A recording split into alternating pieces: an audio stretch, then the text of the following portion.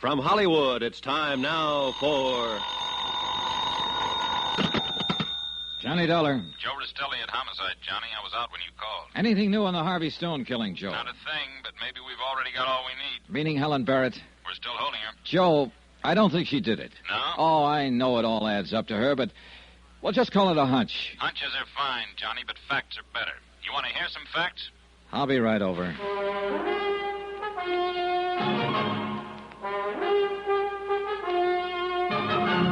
Tonight and every weekday night, Bob Bailey in the transcribed adventures of the man with the action-packed expense account, America's fabulous freelance insurance investigator. Yours truly, Johnny Dollar.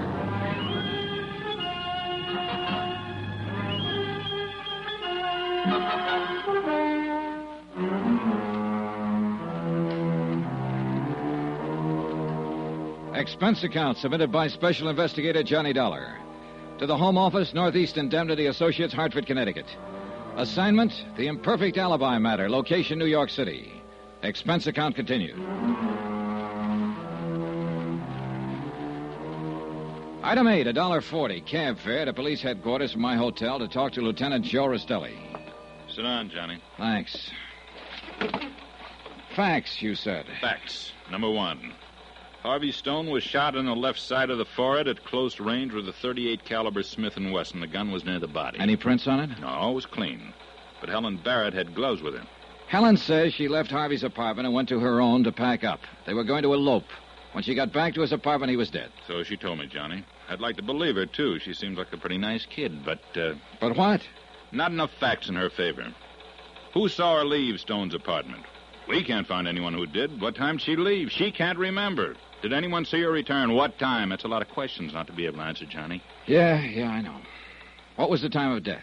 Medical examiner figures it's somewhere between 11:30 and midnight. Well, Helen told me she thought it was about 11 when she left Harvey's apartment and about midnight when she returned. Yeah, about. Even if she did leave, she only lives a few blocks away.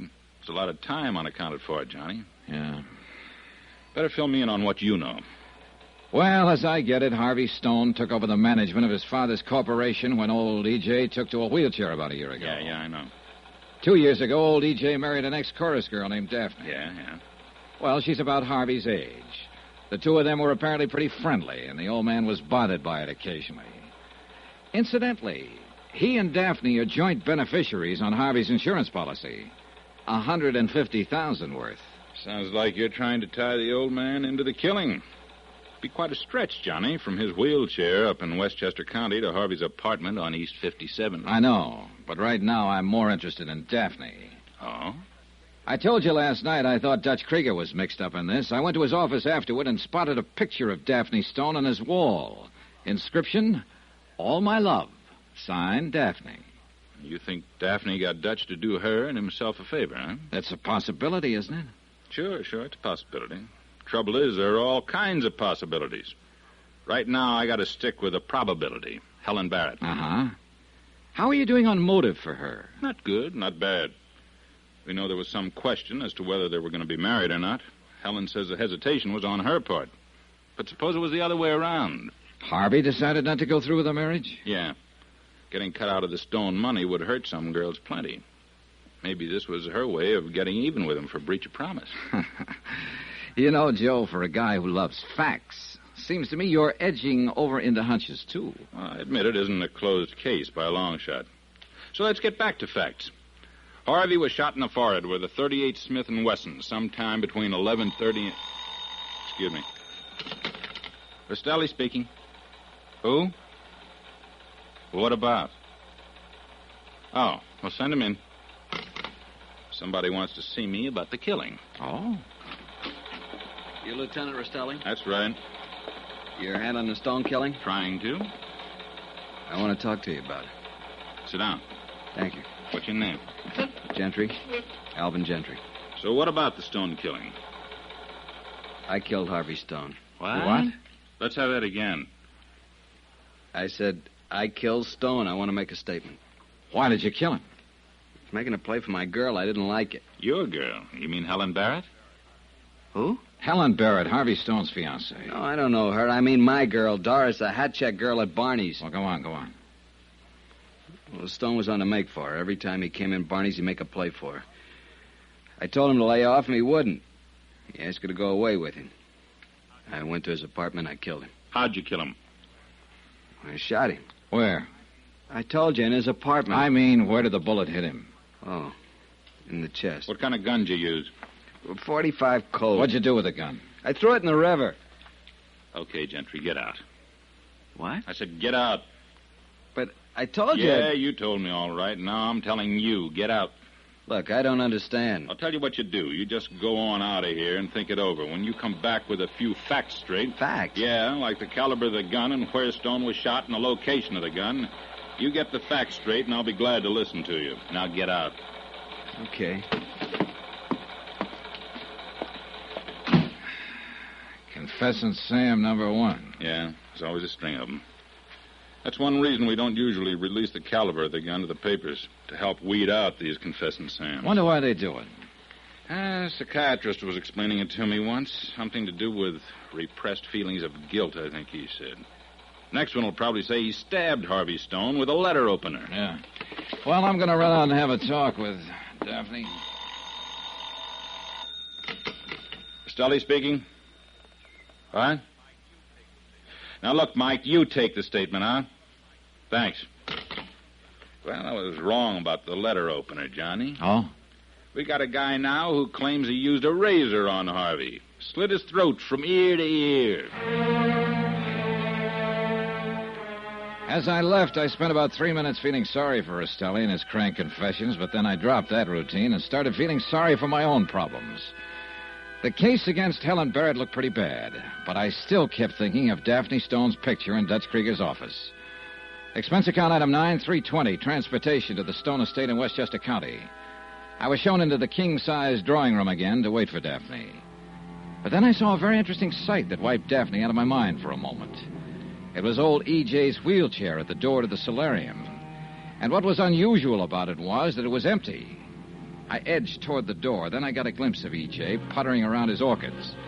He spotted me, though, and hobbled quickly to his wheelchair. With an abrupt wave, he wheeled into the hall and out of sight. A couple of minutes later, in came Daphne. Hello, Johnny. Daphne?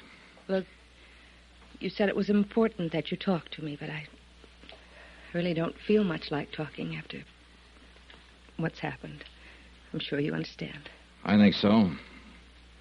How's E.J. taking it?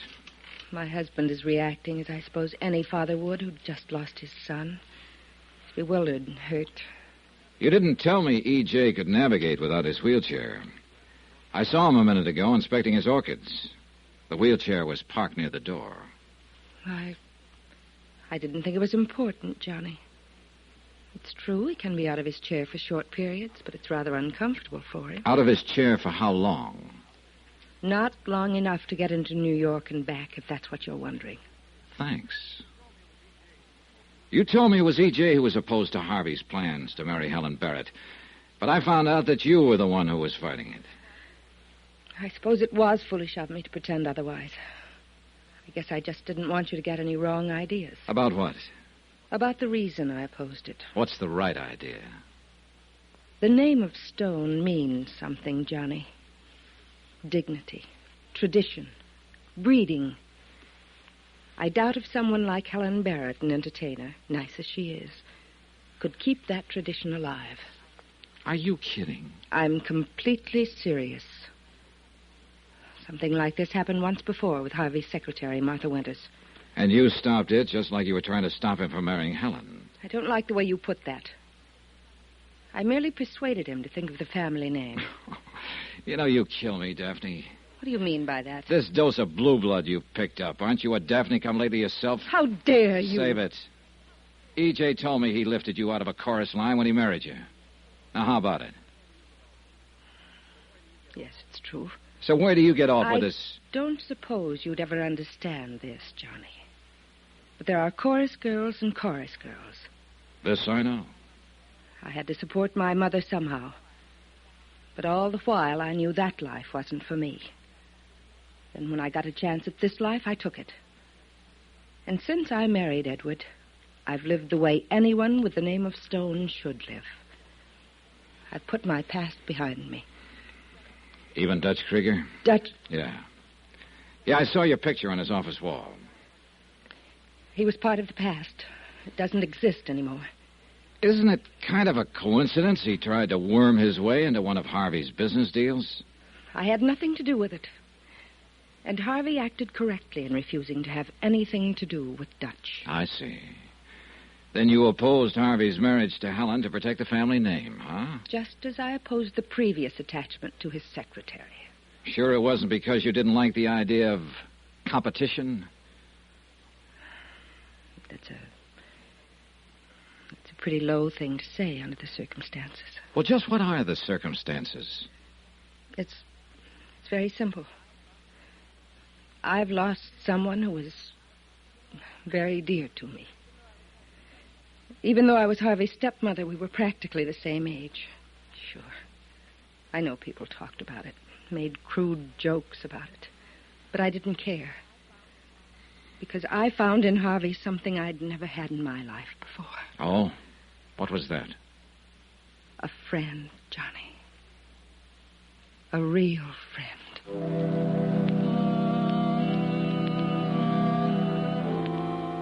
I went back into the city. If I could only find somebody to establish the time period Helen had been away from Harvey's place. I went over to her apartment house, figuring there's always one tenant who knows everybody else's business. 5 doorbells later, I found the one. Sure, I had to come in late, but I don't remember just what time. I was watching a program on the TV. There was this old man and woman. Yes. Really, what? You're sure it was Helen Barrett who came in? Well, I ought to be sure. She lives right under me. Besides, he was waiting for him. They had a talk. I couldn't quite hear what they were saying. She kept telling him to quiet down. Well, I wasn't really paying any attention. It was... No, of course not. You said he was waiting for her. Who do you mean? Friend of hers, at least he used to be. She used to go with him. Happen to remember his name? Sure. Gentry. Alvin Gentry. Alvin Gentry.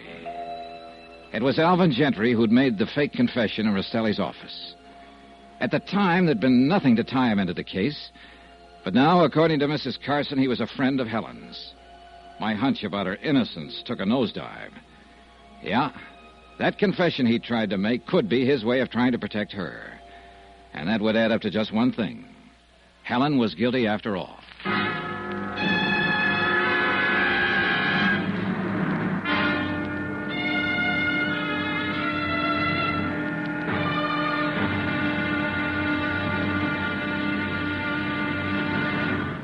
Now, here's our star to tell you about tomorrow's episode of this week's story. Tomorrow, up pops an eyewitness and drives the final nail into the wrong coffin. Join us, won't you? Yours truly, Johnny Dollar.